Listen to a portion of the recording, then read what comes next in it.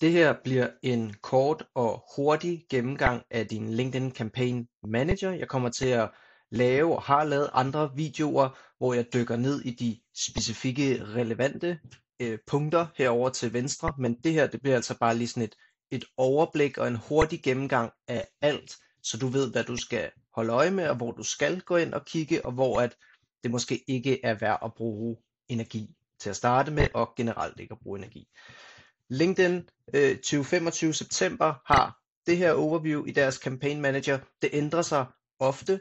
Der er nogle af tingene, der er nye, selvom de ikke er helt nye, men lige nu så ser det sådan her ud.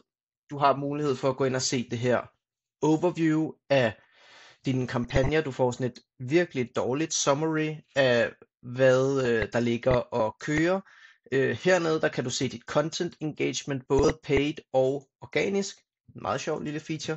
Helt nede i bunden der er der de her sådan best practices eller hjælp fra LinkedIn, som jeg aldrig vil anbefale, at man udforskede.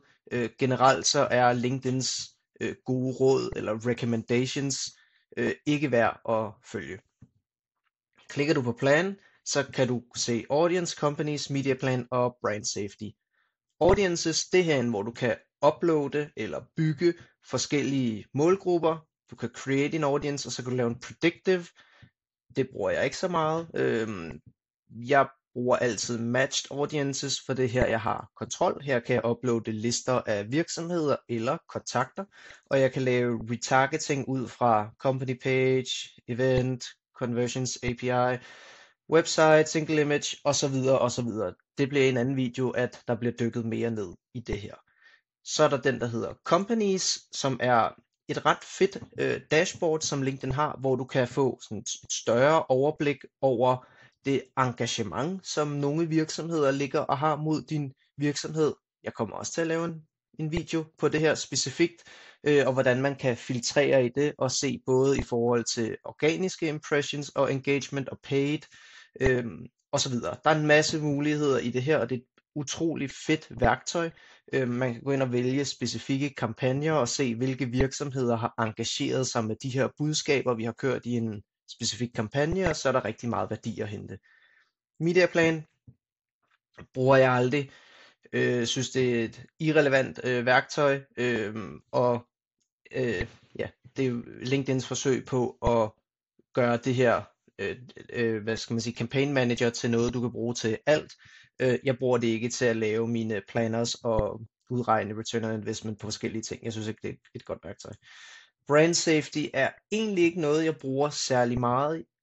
Det kan bruges som til en suppression liste, altså hvis du har en liste med konkurrenter eksempelvis, som skal ekskluderes fra alt du laver for evigt, så kunne man smide det op og uploade det som sådan en blogliste. Men det er egentlig ikke noget, jeg bruger super ofte det her. Advertise, det er der, du kommer til at lave det meste af dit arbejde. Det er der, du har adgang og overblik over dine kampagner, kampagnegrupper osv. Test. Herinde har du mulighed for at kunne lave nogle AB-test og andre former for test, hvis du vil give LinkedIn kontrol eller sådan mulighed for at køre de her test. Jeg foretrækker at køre det selv og lave 2 kampagner og skille tingene ad, så jeg selv har kontrollen, men der er nogle muligheder for at få LinkedIn til at hjælpe sig med det. Ikke noget, jeg igen vil anbefale, at man gjorde nødvendigvis. Under measurement, så er der det, der hedder insights. Her der kan du få sådan et grovt estimat på nogle indsigter. Det passer ikke helt, og det afhænger af, hvordan du har sat dine annoncer og kampagner op. Du kan se, at jeg har ikke fået nogen leads, primært fordi jeg ikke har kørt nogen lead-kampagner, men jeg har kørt kampagner, der har genereret leads, men LinkedIn kan ikke tracke de her leads. Jeg har ikke sat det op med mit et CRM-system. Det er ligesom det, at du kan gå ind og bruge det her til, hvis du vil. Conversion tracking, det er jo her, du kan gå op og sætte konverteringer, hvis du har lyst til det. Oprette og sige, at det skal være dem, der har signet op til et webinar, besøgt din hjemmeside, eller klikket på en knap, eller hvad det nu må være. Data. Her, der kan du gå ind i Signals Manager og finde det her Insight tag, som er også det, man kender som en Google Pixel, eller en Facebook Pixel. Det, der gør, at du kan tracke det, der sker på din hjemmeside. Det kan sættes op på mange forskellige måder. Det kommer der også til at være videoer om, og det kan sættes op med et hav af forskellige værktøjer. Det kan komme direkte ind i dit CRM-system, så videre, så videre. Alt sådan noget tracking kan sættes op herinde gennem LinkedIn. Så er der sådan noget som Website Actions. Hvis du har sat dit tag op på en hjemmeside, hvor der måske er forskellige knapper, jamen så kan LinkedIn gå ind og finde de her knapper, og så kan de sige, der er nogen, der har trykket på den her knap. Vil du tracke hver gang nogen trykker på den knap, eller whatever. Det kan være relevant, hvis du fører nogen ind til en hjemmeside, og man siger, vi vil egentlig gerne vide, hvad sker der, når folk de har været inde på vores hjemmeside. Klikker de på book et møde, eller klikker de på læs vores blog, eller hvad det nu må være. Så kunne man køre tests på det. Recommendations, der er vi tilbage til det, jeg sagde til at starte med. Jeg vil aldrig nogensinde bruge det. Jeg vil aldrig nogensinde kigge på det. Alle LinkedIns recommendations handler ofte om, at du skal udvide din målgruppe og få mere volume på, eller at du skal udvide dit budget. Og jeg synes rigtig mange af deres recommendations er fuldkommen forfærdelige, og det giver meget sig selv. Altså skriver de, du skal udvide din målgruppe, hvis du vil have flere visninger på din annonce.